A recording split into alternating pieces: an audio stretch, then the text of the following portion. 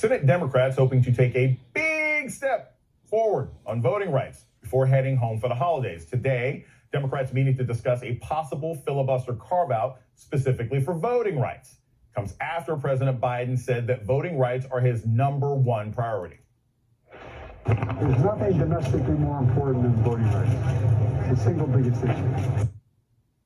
But the biggest roadblocks to Democrats passing voting rights are, you guessed it, Senators Manchin and Sinema. Manchin is reportedly engaged in conversations about altering the filibuster for voting rights, just like I'm engaged in talks to be running back for the Seahawks right now.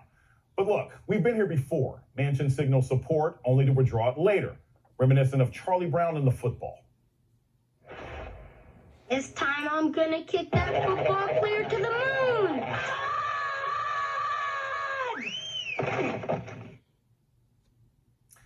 Poor Charlie Brown, or should it be Franklin, because in this case, the football is voting rights being stolen from mostly black voters.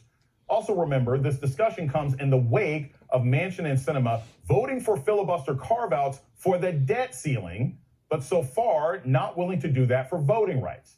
Seems like America's credit card has more rights than America's voter registration card.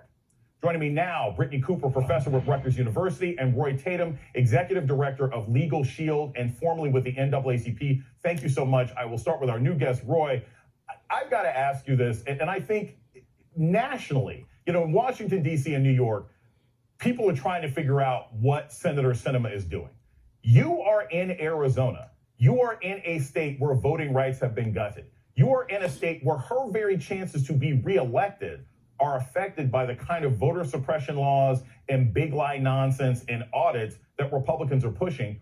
Why the heck is your senator so dead set against protecting the rights not only of constituents in the state, but her own chances to get reelected? I wish I had an answer for that, Jason. I have no idea what she's doing or what the logic is behind her decision making.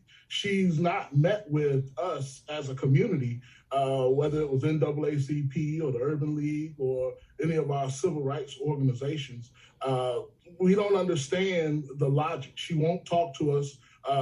Some people have obviously had to track her down and try to get answers from her, but she runs away when that happens. It's really, we deserve better than this. From Senator Sinema.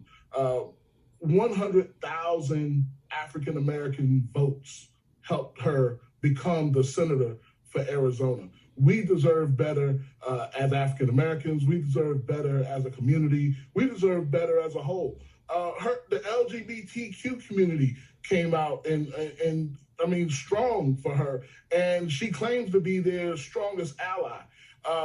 We have to agree that this community, along with African Americans, along with the migrant community, will be the most harmed with no voter protection. We saw what those who want to silence us are willing to do on January the 6th. So we can't take any chances.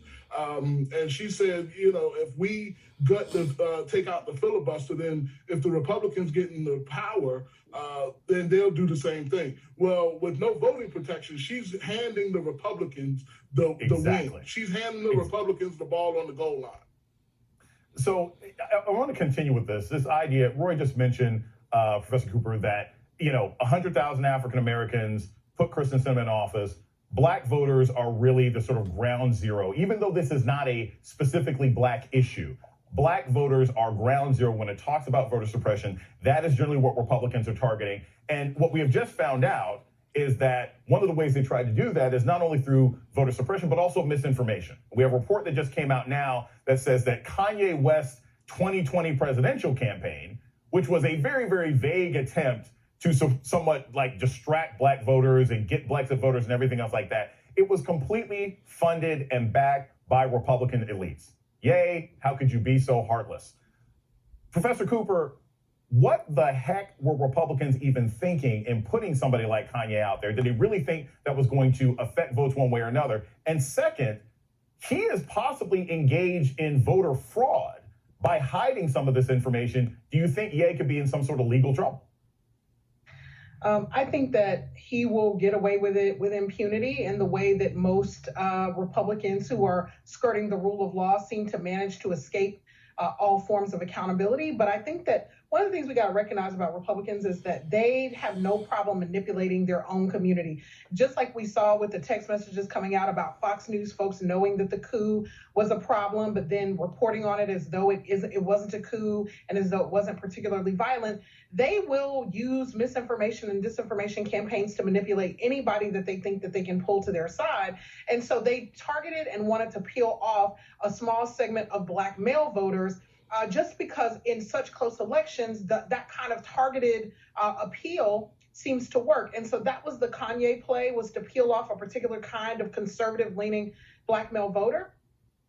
It worked. I mean, they didn't get the majority of Black men, but they certainly got a historic amount of Black male voter turnout, right? And we don't like to talk about that in Black communities because we don't want to demonize Black folks, but I think the broader point here is about the way that none of us is immune to these misinformation and disinformation campaigns on the right. But one of the things that I think we need to be saying about Sinema and Manchin as well is that this simply shows that they never had a commitment to voting rights in the first place, because ultimately they want to maintain the respect of their Republican colleagues. Right? They are really in the pocket of these kind of conservative folks. They think that that's where their power lies. They don't have any allegiance to Black communities, even though the only reason that we're able to even talk about them is because Black and brown voters came out in historic numbers to put Democrats in office as a whole. But this is a classic case of the emperor wears no clothes. We now see a clear path that respects the things that they have said are priorities. They don't want to get rid of the filibuster. This leaves the filibuster intact and also allows us to get the things that we need and want. And they simply don't want to do it. And these sorts of red herrings, whether it's the lieutenant governor candidate you put up in Virginia or Kanye West himself, it's so clear what the sort of disingenuous attempt is to affect Black voters.